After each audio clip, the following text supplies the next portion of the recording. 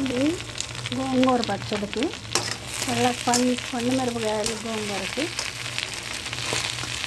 ముందు పండు మిరపకాయలు తెచ్చేస్తాను.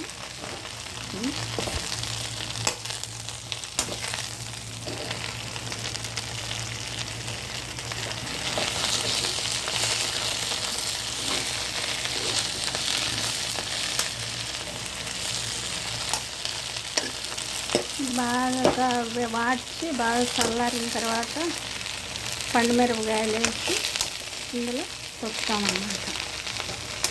చాలా టేస్టీగా కూడా ఉంటుంది.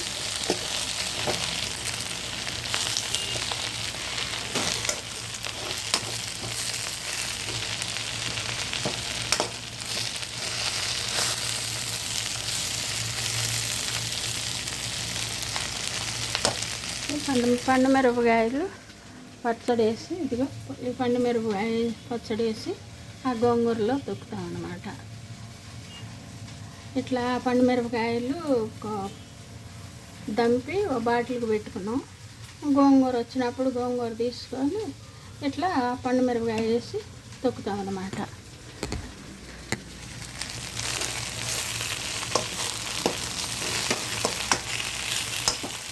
ఇంట్లో పిండి మెంతిపిండి చిన్నుల్లిపాయలు అన్నీ వేయాలి.